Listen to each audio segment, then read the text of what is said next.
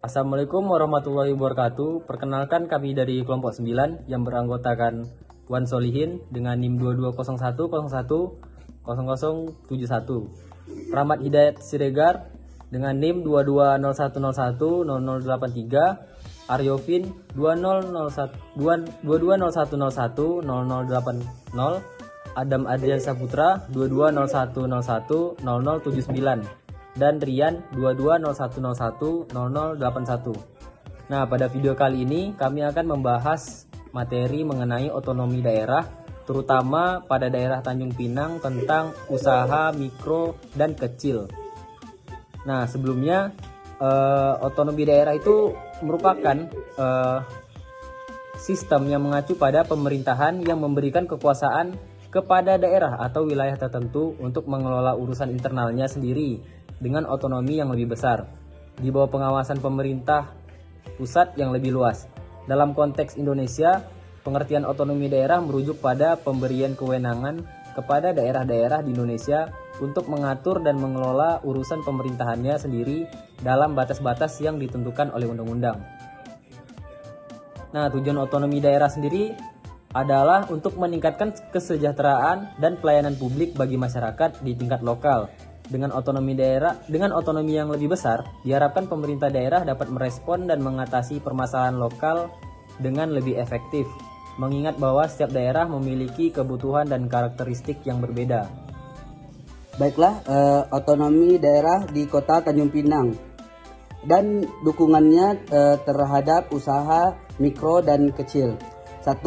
Kota Tanjung Pinang memiliki keistimewaan geografis dan potensi sumber daya alam yang menjadi faktor pengunjung dalam mengubah usaha mikro dan kecil.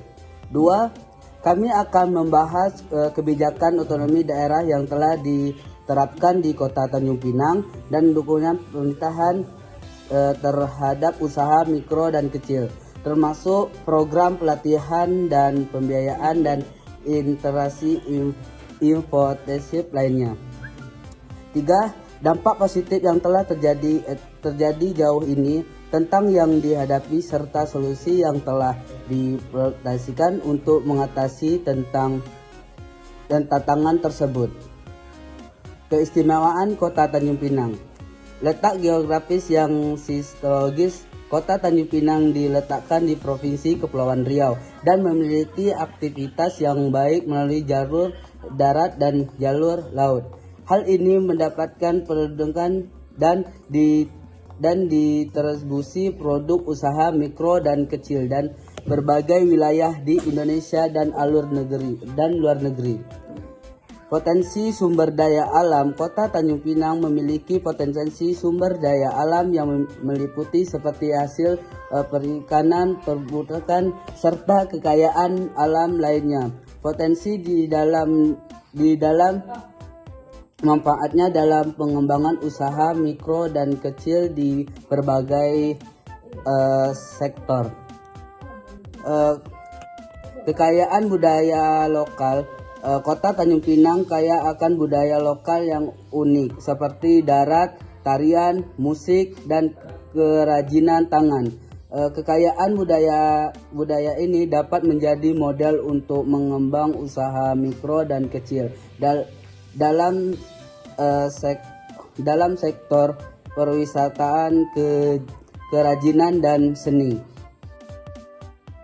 Baik, di sini ada dukungan pemerintah daerah terhadap usaha mikro dan kecil.